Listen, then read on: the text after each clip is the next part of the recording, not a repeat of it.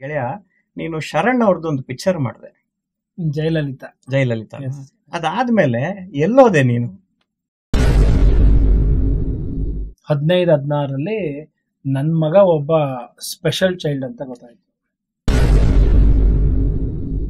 ಸುತ್ತ ಇರ್ತಕ್ಕಂಥ ಎಲ್ಲ ಬಾಗಿಲುಗಳು ಒಂದೇ ಸತಿ all of A sudden shut down ಮಾಡ್ದಂಗೆ ಆಯ್ತು ನಂಗೆ.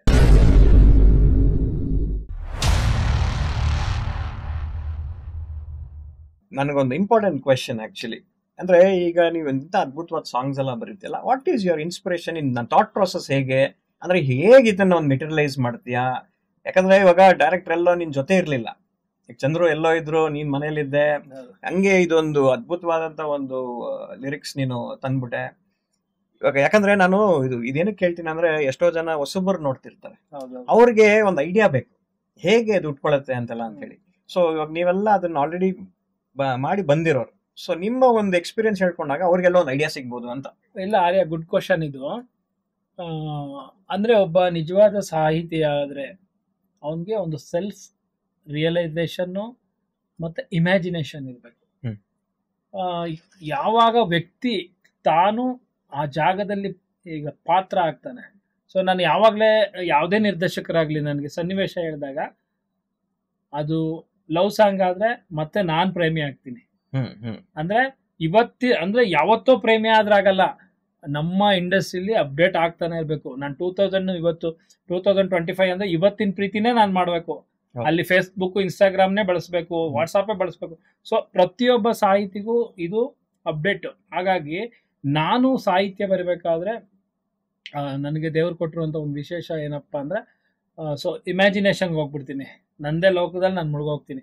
ಆಮೇಲೆ ಇನ್ನೊಂದು ವಿಷಯ ನಿಮ್ಗೆ ಹೇಳಿದ್ರೆ ಸರ್ಪ್ರೈಸ್ ಆಗ್ತೀರಾ ಆರ್ಯ. ಏನ್ ಗೊತ್ತಾ, ನಾನು ಎಷ್ಟೋ ಸತಿ 2 ವೀಲರ್ ಅಲ್ಲಿ ಹೋಗ್ಬೇಕಾದ್ರೆ ಸಾಹಿತ್ಯ ಬರ್ದಿದ್ದೀನಿ. ಸಿಂಡ್ರಲಾ ಸಾಂಗು 2 ವೀಲರ್ ಅಲ್ಲಿ ಹೋಗ್ಬೇಕಾದ್ರೆ ಬರ್ದಿದ್ ಸಾಂಗು. ಆಮೇಲೆ ಟ್ರಾವೆಲ್ ಮಾಡ್ಬೇಕಾದ್ರೆ ತುಂಬಾ ಸಾಂಗ್ಗಳು ಬರ್ದಿದ್ದೀನಿ ನಾನು. ಆ ಟೈಮಲ್ಲಿ ಏನು ಅಂದ್ರೆ, ನಾನು ಮೊಬೈಲ್ ಅಲ್ಲಿ ವಾಯ್ಸ್ ರೆಕಾರ್ಡಿಂಗ್ ಮಾಡ್ಬಿಡೋದು ಅಥವಾ ಟೈಪ್ ಮಾಡ್ಬಿಡೋದು, ಇಟ್ಬಿಡೋದು, ಮನೆಗೆ ಬಂದ ಅದನ್ನ ಡೆವಲಪ್ ಮಾಡೋದು. ಸೊ ಈ ತರದ್ದು ಇನ್ಸಿಡೆಂಟ್ ಗಳು ಸಮೇತ ಆಗಿದೆ. ಯಾಕಂದ್ರೆ ನನಗೆ ಲಿರಿಕ್ಸ್ ಅನ್ನೋದು ತುಂಬಾ ಇಂಪಾರ್ಟೆಂಟ್. ಈಗ ನನ್ನ ಸಿನಿಮಾ ಆಗ್ಲಿ, ಈಗ ನನ್ನ ಸಿನಿಮಾಗೆ ವಿಶಾಲ್ ಅಲ್ಲಪ್ಪನ್ ಅವರು ಮ್ಯೂಸಿಕ್ ಮಾಡೋದು, and is a lyricist also. ನಾನು ಯಾವಾಗ್ಲೂ ಒಂದ್ ಹೇಳ್ತಿರ್ತೀನಿ, ನನಗೆ ಏನಿಲ್ಲ ಗುರು, ನೀನ್ ಬರೀಬೇಕಾದ್ರೆ ಒಳ್ಳೆ ಕನ್ನಡ ಪದಗಳನ್ನ ಯೂಸ್ ಮಾಡು, ಅದು ಈಸಿಯಾಗಿ ಕೇಳೋ ತರ ಇರ್ಬೇಕು. ಯಾಕಂದ್ರೆ ಏನಿದು ಪದ ಅಂದ್ರೆ ತುಂಬಾ ಬುಕಿಶ್ ವರ್ಡ್. ಇತ್ತೀಚಿನ ದಿನಗಳಲ್ಲಿ ಕೆಲವು ಬದಲಾವಣೆ ಆಗಿದೆ ಜನಗಳಿಗೆ. ಅಂದ್ರೆ ಯಾಕೆ ಮೊದ್ಲು ಬುಕಿಶ್ ವರ್ಡ್ ತುಂಬಾ ಇದ್ರೆ ತಗೋತಾ ಇರ್ಲಿಲ್ಲ, ಕಲೋಕಿಯಲ್ ವರ್ಡ್ನೇ ಯೂಸ್ ಮಾಡ್ಬೇಕಾಗಿತ್ತು. ಮುಂಗಾರು ಮಳೆ ಸಿನಿಮಾ ಬಂದ್ಮೇಲೆ ಒಂದಷ್ಟು ಹೊಸ ಪದಗಳ ಬಳಕೆ ಶುರುವಾಯ್ತು. ಸೊ ಅಂದ್ರೆ ಬುಕಿಶ್ ವರ್ಡ್ಸ್. ಸೊ ಆ ಪದಗಳನ್ನ ಜಯಂತ್ ಕಾಯ್ಕಿಣಿಯವರು ಜನಗಳಿಗೆ ಉಣಬಡಿಸ್ತಾ ಬಂದ್ರು. ಸೊ ಆಮೇಲೆ ನಾನೊಂದಷ್ಟು ಪದಗಳನ್ನ ಯೋಚನೆ ಮಾಡಿದೆ, ಯಾಕೆ ಒಂದು ಹೊಸ ಪ್ರಯೋಗ ಮಾಡಬಾರ್ದು ಅಂತ. ಅವಾಗ ನನಗೆ ಸಿಕ್ಕಂತ ಕೆಲವು ಪದಗಳು ವಿಲೇವಾರಿ, ಉಸಾಬರಿ, ಸಮಜಾಯಿಷಿ. ಸೊ ಇವೆಲ್ಲ ಕಂಪ್ಲೀಟ್ಲಿ ಬುಕಿಶ್ ವರ್ಡ್ಸ್. ಸೊ ಅಂತ ಪದಗಳನ್ನ ನಾವು ಚಾರ್ಮಿನಾರ್ ಅಲ್ಲಿ ನಾನು ಬಳಸಿದೆ. ಸೊ ನಿಜಕ್ಕೂ ಅದು ತುಂಬಾನೇ ಚೆನ್ನಾಗಿ ಸೌಂಡಿಂಗ್ ಆಯ್ತು. ಬಟ್ ಜನಗಳು ಅದನ್ನ ತುಂಬಾ ಇಷ್ಟಪಟ್ರು, ಒಪ್ಕೊಂಡ್ರು, ಹಪ್ಕೊಂಡ್ರು. ಸೊ ಒಂದು ದೊಡ್ಡ ಸಕ್ಸಸ್ ಅನ್ನು ಕೊಟ್ರು ಆರ್ಯ. ಅದೇ ಈಗ ಯಾಕಂದ್ರೆ ಈಗ ನಾವು ಹಳೆಯ ಸಾಂಗ್ಗಳು ತಗೊಂಡ್ರೆ, ಅಣ್ಣವ್ರದಿರ್ಬೋದು, ಅನಂತ್ ನಾಗ್ ಅವ್ರದಿರ್ಬೋದು, ವಿಷ್ಣು ಸರ್ದಿರ್ಬೋದು, ಎಷ್ಟು ಸ್ಮೂತ್ ಆಗಿರತ್ತೆ ಹಾಡುಗಳು ಅಂತ ಹೇಳಿದ್ರೆ ಈಸಿಲಿ ಬಂದ್ಬಿಡುತ್ತೆ ಹಾಡುಗಳು. ಸೊ ಆತರ ಒಂದು ಮಧ್ಯದಲ್ಲಿ ಎಲ್ಲೋ ಅದು ಹೊಟ್ಟೋಗಿತ್ತು ಅನ್ಸತ್ತೆ. ಆಮೇಲೆ ಈ ಸಿನಿಮಾಗಳೆಲ್ಲ ಬಂದಾಗ ಇವರು ಎಷ್ಟು ಚೆನ್ನಾಗಿದೆ ಇವರು. ಮುಂಗಾರು ಮಳೆ ಫಾರ್ ಎಕ್ಸಾಂಪಲ್ ಎಲ್ಲಾರ ಬಾಯಲ್ಲೂ ಬರೋದು, ಈ ನಾನ್ ಕನ್ನಡ ಸ್ಪೀಕಿಂಗ್ ಪೀಪಲ್ ಕೂಡ ಅದನ್ನ ಹಾಡೋರು. ಸೊ ಸಿನಿಮಾದ ಸಕ್ಸಸ್ ಅದ್ರ ಮೇಲೆ ಇತ್ತು. ಅಂದ್ರೆ ನಮ್ಮ ಒಂದು ಎನರ್ಜಿ, ನಮ್ಮ ಒಂದು ಸ್ಟ್ರೆಂತ್ ಇರತ್ತಲ್ಲ ಒಂದು ಪದ ಬಳಕೆಯಲ್ಲಿ, ಅದನ್ನ ನಾವು ಇಂಪ್ಲಿಮೆಂಟ್ ಮಾಡಿದ್ರೆ ಯಾವುದೇ ಸಿನಿಮಾ ಇರಲಿ ಸೂಪರ್ ಹಿಟ್ ಆಗಿ ಆಗತ್ತೆ. ನಾನು ಹೇಳೋದೇನಪ್ಪ ಅಂದ್ರೆ, ಒಬ್ಬ ಸಾಹಿತಿಯಾಗಿ ಅವ್ರಿಗೆ ಪದ ಸಂಪತ್ತು ಯಥೇಚ್ಛವಾಗಿರ್ಬೇಕು. ಅಂಡ್ ಮೋರ್ ಓವರ್ ಓದಿನಲ್ಲಿ ತೊಡಕ್ಬೇಕು. ಸೊ ನಾನು ಯಾರು ಅಪ್ಕಮಿಂಗ್, ನಾನು ನಿಜವಾಗ್ಲೂ ಹೇಳ್ತಾ ಇದ್ದೀನಿ, ಅಪ್ಕಮಿಂಗ್ ಸಾಹಿತಿಗಳು ಬರಬೇಕು. ಇನ್ನು ತುಂಬಾ ಜನ ಇಂಡಸ್ಟ್ರಿಗೆ ಬರಬೇಕು. ಎಷ್ಟೋ ಜನ ಎಲೆ ಮರೆ ಕಾಯ್ತಾರ ಇದ್ದೀರಾ. ನಾವು ಬೆಳೆದ್ ಬಂದ ದಾರಿಯಲ್ಲಿ ನೀವು ಬರೋವಂಥದ್ದೇನಿಲ್ಲ. ಇವತ್ತು ದೊಡ್ಡ ದೊಡ್ಡ ವೇದಿಕೆಗಳಿದೆ. ನಾವೆಲ್ಲ ತುಂಬಾ ಸ್ಟ್ರಗಲ್ ಮಾಡಿ ತುಂಬಾ ಕಷ್ಟದ ದಾರಿಗಳಲ್ಲಿ ಬಂದ್ವಿ. ನಿಮ್ಗೆ ಓಪನ್ ವಿಂಡೋ, ದೊಡ್ಡ ದೊಡ್ಡ ಸ್ಟೇಜ್ಗಳಿದೆ. ಸೊ ಬಳಸ್ಕೊಳ್ಳಿ ವೇದಿಕೆಗೆ. ಸೊ ನಾನೊಬ್ಬ ಸಾಹಿತಿ ಆಗ್ಬೇಕು ಅಂತ ಅನ್ಕೊಂಡಿದಿರೋ, ಸಾಕಷ್ಟು ಓದಿ, ಶಬ್ದಕೋಶಗಳನ್ನ ಅಧ್ಯಯನ ಮಾಡಿ, ಹೊಸ ಹೊಸ ಆಮೇಲೆ ನಮ್ಮ ಪೂರ್ಣಚಂದ್ರ ತೇಜಸ್ವಿಯರಾಗ್ಬೋದು, ಕುವೆಂಪು ಅವ್ರದ್ದಾಗ್ಬೋದು, ನಮ್ಮ ಕವಿಗಳು, ಕನ್ನಡದ ಕವಿಗಳು ಎಂತೆಂಥ ಕಾವ್ಯಗಳಿದಾವೆ ಅವನ್ನೆಲ್ಲ ಓದೋವಂಥ ಹವ್ಯಾಸ ಬೆಳೆಸ್ಕೊಂಡ್ರೆ ಖಂಡಿತ ನಿಮ್ಗೆ ಒಂದು ಪದ ಸಂಪತ್ತು ಹೆಚ್ಚುತ್ತೆ. ಆಮೇಲೆ ಬರೀ ಅದೇ ಅಷ್ಟೇ ಅಲ್ಲ, ಪದ ಸಂಪತ್ತು ಹೆಚ್ಚೋದ್ರ ಜೊತೆಗೆ ನಮ್ಮ ದೈನಂದಿನ ಜೀವನಕ್ಕೆ ಸಿಂಕ್ ಮಾಡ್ಬೇಕು, ನಾವು ಸಿಂಕ್ ಆಗ್ಬೇಕು. ಅವಾಗ ಪದಗಳು ಈಸಿಯಾಗಿ ಸಿಂಕ್ ಆಗುತ್ತೆ, ಜನಗಳ ಮನ್ಸಿಗೆ ರೀಚ್ ಆಗುತ್ತೆ. ಎಕ್ಸಾಕ್ಟ್ಲಿ. ಯಾಕಂದ್ರೆ ನಾನು ಅವಾಗಲೇ ಹೇಳ್ತಿದ್ದೆ, ನನ್ನ ಸಿನಿಮಾ ಮ್ಯೂಸಿಕ್ ಡೈರೆಕ್ಟರ್ ಲಿರಿಸಿಸ್ಟ್ ಎಂತ ಅದ್ಭುತವಾಗಿ ಬರ್ದಿದೆ ಅಂದ್ರೆ, ನನ್ನ ಫಿಲ್ಮ್ ಮೇಕರ್ ನನ್ನ ಸಿನಿಮಾಲಿ ಅದ್ರಲ್ಲಿ ಒಂದು ಆತ ಅವ್ನು ಬರೆಯೋದೇ ಆಕ್ಚುಲಿ ಒಂದು ಅದ್ರ ಮೇಲೆನೆ ಬರುತ್ತೆ, ಈ ಕತೆಗೆ ನಾನೇ ಕತೆಗಾರ ಅಂತ. ಎಷ್ಟು ಅದ್ಭುತವಾಗಿ ಬರ್ತಿದ್ದ ಅಂದ್ರೆ ಇವಾಗ್ಲೂ ಹೇಳ್ತೀನಿ, ಥ್ಯಾಂಕ್ ಯು ವಿಶಾಲ್, ಸೂಪರ್ ಆಗಿ ಬರ್ದಿದ್ದೆ ನೀನು. ಓಕೆ. ಅಂಡ್ ಇದ್ರ ಮಧ್ಯೆ ವಿಶಾಲ್ ಅವ್ರಿಗೂ ಒಂದು ಸ್ಪೆಷಲ್ ಥ್ಯಾಂಕ್ಸ್ ಹೇಳ್ಬಿಡಿ. Lovely, thank you so much. ಇನ್ನೊಂದು ಏನು ಅಂತ ಹೇಳಿದ್ರೆ, ಕಷ್ಟಗಳು ಹೇಗ್ ಬರುತ್ತೆ ಅಂತ ಯಾರು ಹೇಳಕ್ಕಾಗಲ್ಲ. ಯಾಕೆ ಈ ಪ್ರಶ್ನೆ ಕೇಳ್ತೀನಿ ಅಂದ್ರೆ, ಗೆಳೆಯ ನೀನು ಶರಣ್ ಅವ್ರದ್ದೊಂದು ಪಿಕ್ಚರ್ ಮಾಡಿದೆ, ಜಯಲಲಿತಾ. ಅದಾದ್ಮೇಲೆ ಎಲ್ಲೋದೆ ನೀನು?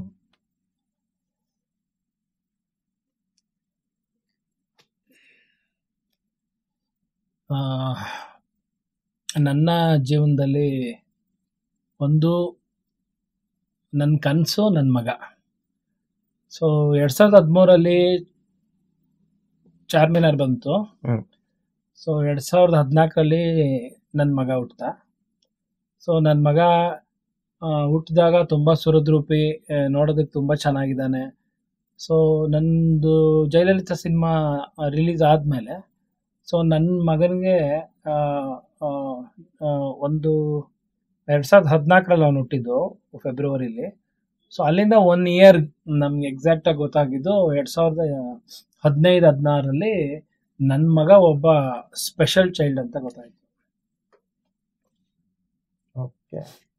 ಸೊ ಅವ್ನು ನೋಡೋದಕ್ಕೆ ತುಂಬ ಸುರದ್ರೂಪಿ ಆಗಿದ್ದಾನೆ, ತುಂಬ ಚೆನ್ನಾಗಿದ್ದಾನೆ, ಆಕ್ಟಿವ್ ಆಗಿದ್ದಾನೆ. ಆದರೆ ಅವನಿಗೆ ಮಾತು ಬರಲ್ಲ.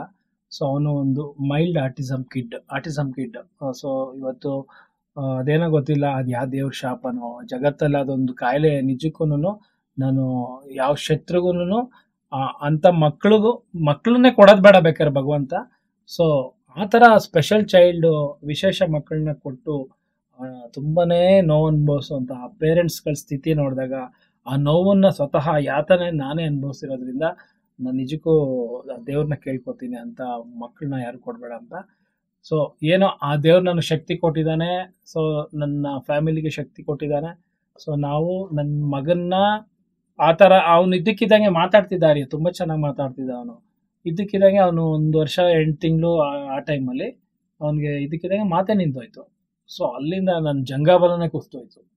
ಸೊ ನನ್ನ ಸುತ್ತ ಇರ್ತಕ್ಕಂಥ ಎಲ್ಲ ಬಾಗಿಲುಗಳು ಒಂದೇ ಸತಿ all of A sudden shut down ಮಾಡ್ದಂಗೆ ಆಯ್ತು ನನಗೆ.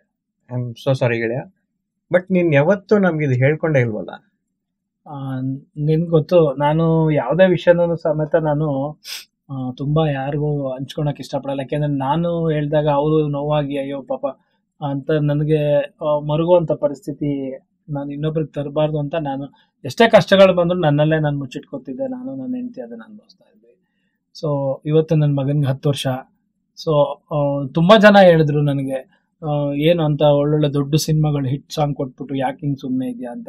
ಸೊ ನನ್ನ ಮಗನಿಗೆ ಅವ್ನು ಟ್ರೀಟ್ಮೆಂಟ್ ಕೊಡಿಸೋದಕ್ಕೆ ತುಂಬ ಟೈಮ್ ತಗೊಳ್ತು. ಅವನಿಗೋಸ್ಕರ ನಾನು ಬೆಂಗಳೂರಿನಲ್ಲಿದ್ದವನು ಮೈಸೂರಿಗೆ ಶಿಫ್ಟ್ ಆದೆ, ನಿನ್ಗೆ ಗೊತ್ತದು. ಸೊ ಮೈಸೂರಲ್ಲಿ ಶಿಫ್ಟ್ ಆಗಿ ಅವನಿಗೆ ಒಂದು 3-4 ವರ್ಷ ಅಲ್ಲಿ speech and hearing, all India institute of speech and hearing ಅಂತ ಇದೆ.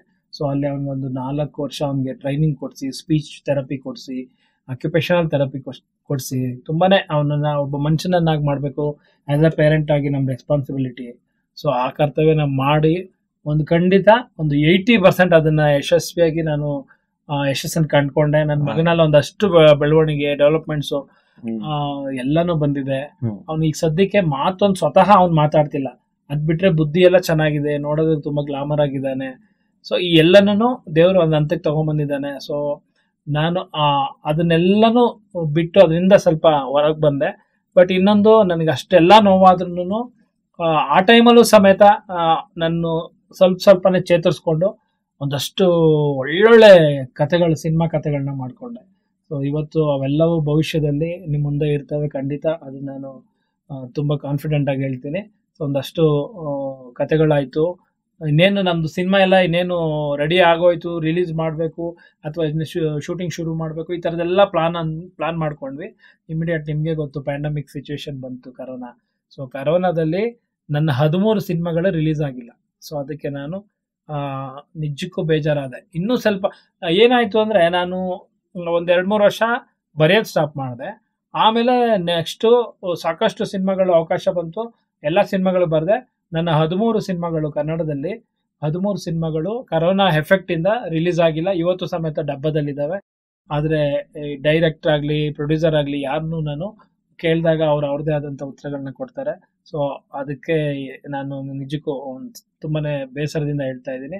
ಸೊ ಕರೋನಾ ನನ್ನೊಬ್ಬನಿಗೆ ಅಲ್ಲ, ಎಷ್ಟೋ ನಮ್ಮ ಆರ್ಯನ್ ಅಂತ ಕ್ರಿಯೇಟಿವ್ ಇರೋಂಥವ್ರಿಗೆ ಮತ್ತು ಬೇರೆ ನಮ್ಮ ಒಂದು ಇಂಡಸ್ಟ್ರಿಲಿ ಇರ್ತಕ್ಕಂಥವ್ರು ತುಂಬ ಜನಕ್ಕೆ ಅದು ಬರ್ಡನ್ ಆಯಿತು.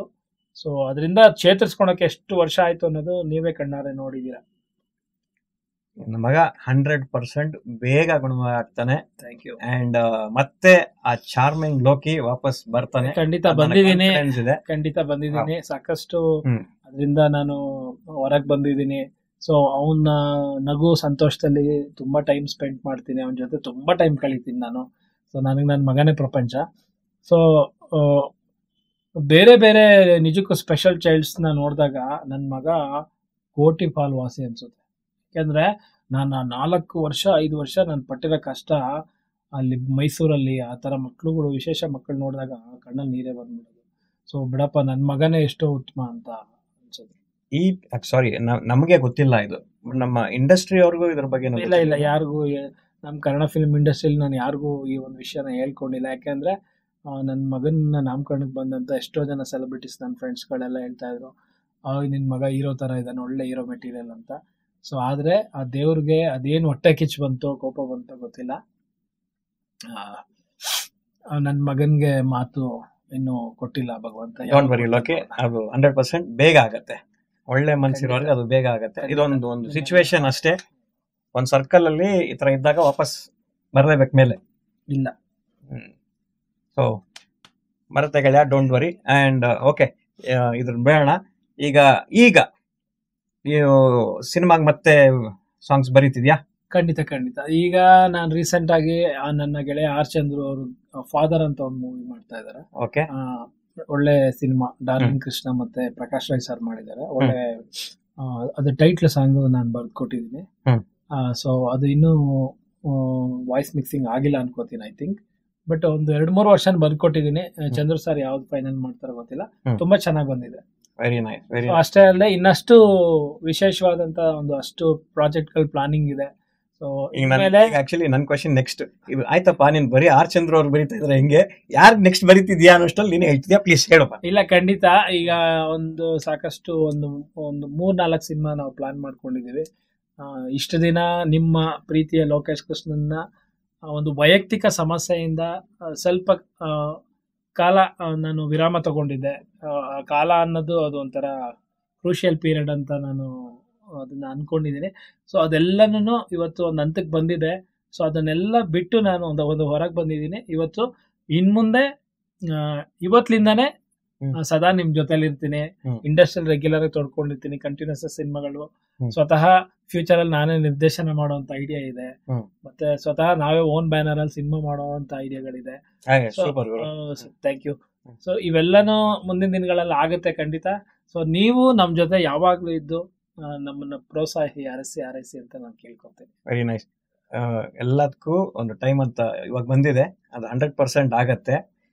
ನನ್ನ ಮುಂದಿನ ಪ್ರಶ್ನೆ ಏನು ಅಂತ ಹೇಳಿದ್ರೆ, ನಾನು ಯಾವಾಗಲೂ ಎಲ್ಲರನ್ನೂ ಕೇಳ್ತಿದ್ದೀನಿ, ನಮ್ಮ ಇಂಡಸ್ಟ್ರಿಯ ಕೊರತೆಗಳು ಏನು ಆಕ್ಚುಲಿ ಇವಾಗ ಸಿನಿಮಾಗಳು ಓಡ್ತಾ ಇಲ್ಲ ಅಂತಾಗ ನಿನ್ನ ಪಾಯಿಂಟ್ ಆಫ್ ವ್ಯೂ, ಅಂದ್ರೆ ಇದು ನನ್ನ ಇಟ್ಸ್ ಮೈ ಒಪಿನಿಯನ್ ಅಂತಾನೆ ಕಾರ್ಯಕ್ರಮ ಇದು. ಸೊ ಎಲ್ಲರಿಗೂ ಒಂದೊಂದು ಒಪಿನಿಯನ್ ಇರುತ್ತೆ. ನನ್ನ ಪ್ರಕಾರ ಇದು ಪ್ರಾಬ್ಲಮ್ಸ್ ಇದೆ ಅಂತ ಹೇಳಿ. ಸೊ ನಮ್ಮ ಇಂಡಸ್ಟ್ರಿಯಲ್ಲಿ ಏನು ಪ್ರಾಬ್ಲಮ್ಸ್ ಇದೆ ಅಂತ ನಿನ್ನ ಪ್ರಕಾರ?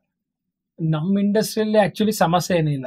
ನಿಮ್ಗೆ ಇನ್ನೊಂದು ವಿಷಯ ಗೊತ್ತಾ ಆರ್ಯ, ನಿಮ್ಗೂ ಗೊತ್ತದು, ಕನ್ನಡ ಇಂಡಸ್ಟ್ರಿ ತುಂಬಾ ಸಂಪದ್ಭರಿತವಾಗಿದೆ. ಓಕೆ, ಆದ್ರೆ ಆ ಸಂಪತ್ತನ್ನ ಹೇಗ್ ಬಳಸ್ಕೋಬೇಕು ಅಂತ ಗೊತ್ತಾಗ್ತಾ ಇಲ್ಲ. ಕರೆಕ್ಟ್.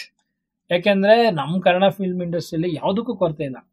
ತುಂಬಾ ಜನ ಒಳ್ಳೊಳ್ಳೆ ರೈಟ್ಸ್ ಇದ್ದಾರೆ, ಡೈರೆಕ್ಟರ್ಗಳಿದ್ದಾರೆ, ಸಿಂಗರ್ಗಳಿದ್ದಾರೆ, ಸೊ ಎವ್ರಿಬಡಿ ಎಲ್ಲರೂ ಇದ್ದಾರೆ.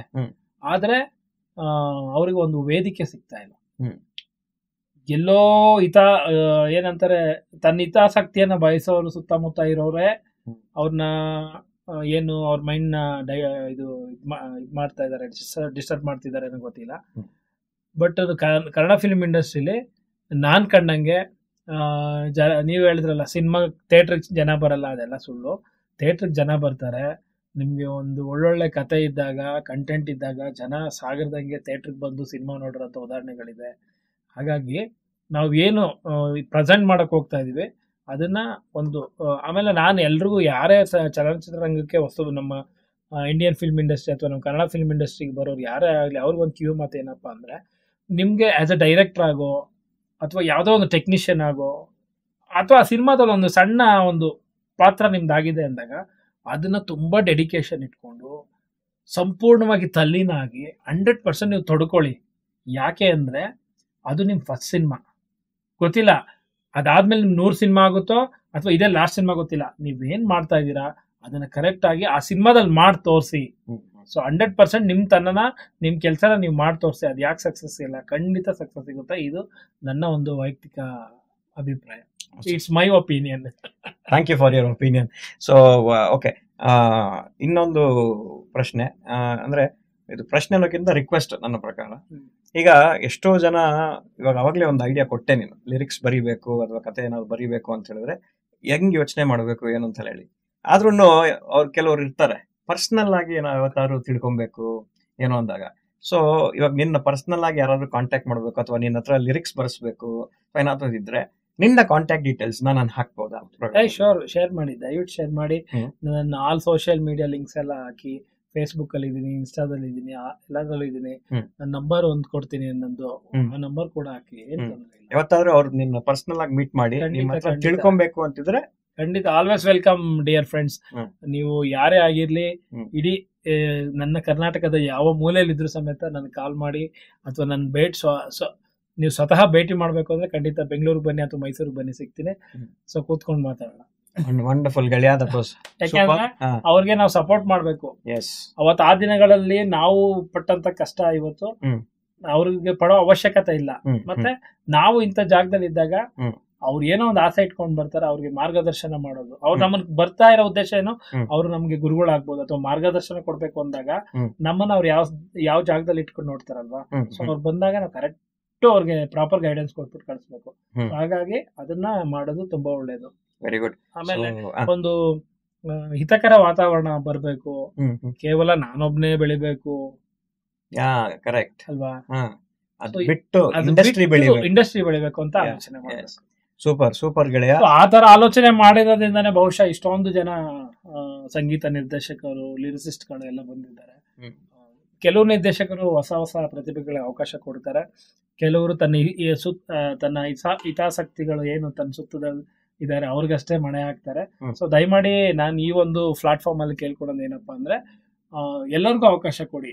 ಕೇವಲ ನಿಮ್ಮ ಒಂದು ಪ್ರೀಕನ್ಸೀವ್ ನೋಷನ್ ಅಂತಾರಲ್ಲ, ಪೂರ್ವಾಗ್ರಹ ಪೀಡಿತರಾಗಿ ಬರೀ ಇವರೇ ಚೆನ್ನಾಗಿ ಬರೀತಾರೆ, ಅವರೇ ಚೆನ್ನಾಗಿ ಬರೀತಾರೆ ಅನ್ನೋದು ಬೇಡ.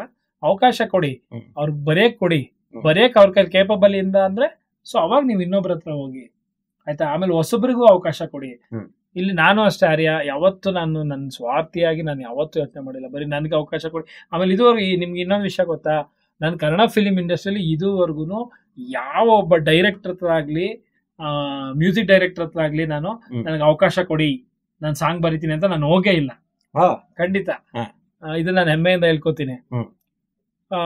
ಆಮೇಲೆ ನನ್ನ ಪಾಲ್ಗೆ ಏನ್ ಬಂದಿದೆ, ಈಗ ಲೋಕೇಶ್ ಕೃಷ್ಣನ್ ಕೈಲೇ ಬರ್ಸ್ಬೇಕು ಲಿರಿಕ್ಸು, ಅವ್ರು ಬಂದ್ರೆ ಚೆನ್ನಾಗಿರುತ್ತೆ ಅಂತ ಬಂದಿರೋರು ಅಷ್ಟು ಜನ ನಿರ್ದೇಶಕರಿಗೆ ನಾನು ಮನ್ಸಿಗೆ ನೋವು ಮಾಡದೇನೆ ತುಂಬಾ ಒಂದು ಕೋಆಪರೇಟಿವ್ ಆಗಿ ಪ್ರೀತಿಯಿಂದ ನಾನು ಬರ್ದ್ ಕೊಟ್ಟಿದ್ದೀನಿ. ತುಂಬಾ ಖುಷಿ ಪಟ್ಟು ಎಂಜಾಯ್ ಮಾಡಿದ್ದೆ. ಇಲ್ಲ ಗೆಳೆಯ, ನಿನ್ನ ಬರವಣಿಗೆ ಸೂಪರ್ ಟಾಪ್ ನಾಚ್ ಅಲ್ಲಿ ಇದೆ.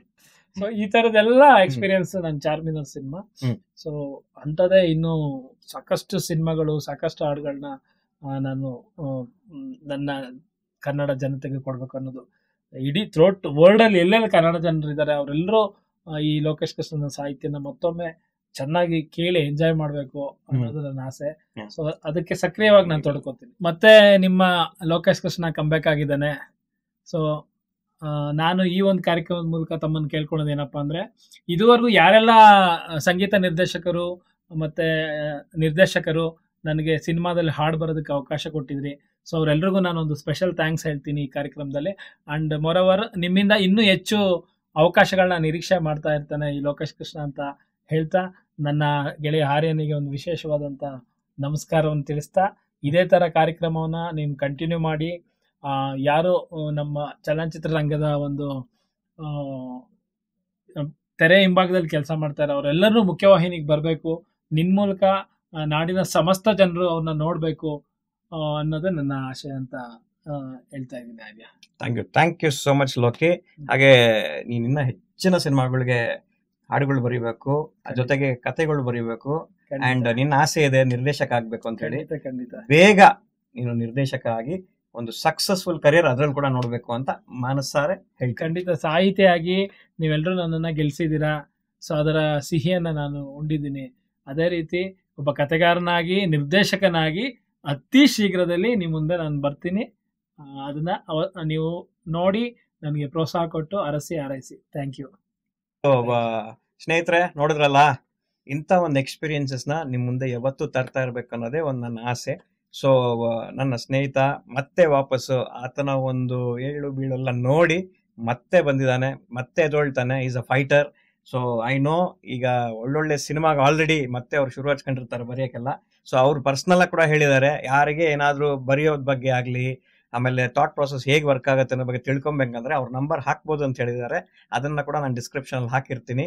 ಸೊ ಪ್ಲೀಸ್ ಅವ್ರನ್ನ ಕಾಂಟ್ಯಾಕ್ಟ್ ಮಾಡಿ ತಿಳ್ಕೊಳ್ಳಿ. ಒಳ್ಳೊಳ್ಳೆ ಸಿನಿಮಾಗಳಿಗೆ ಚೆನ್ನಾಗಿ ನೀವು ಬರೆಯೋಕೆ ಆಗ್ಲಿ ಅಂತ ಹೇಳ್ತಾ, ನಾನು ನಿಮ್ಮ ಆರ್ಯ ಸೈನಿಂಗ್ ಆಫ್.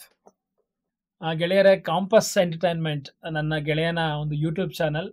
ದಯಮಾಡಿ ಎಲ್ಲರೂ ಸಬ್ಸ್ಕ್ರೈಬ್ ಮಾಡಬೇಕು. ಆ್ಯಂಡ್ ಲೈಕ್ ಮಾಡಿ, ಕಾಮೆಂಟ್ ಮಾಡಿ ಮರಿಬೇಡಿ. ಅಷ್ಟೇ ಅಲ್ಲದೆ ನಿಮ್ಮ ಫ್ರೆಂಡ್ಸ್ಗೆ, ಫ್ಯಾಮಿಲಿಗೆ ಶೇರ್ ಮಾಡಿ. Thank you.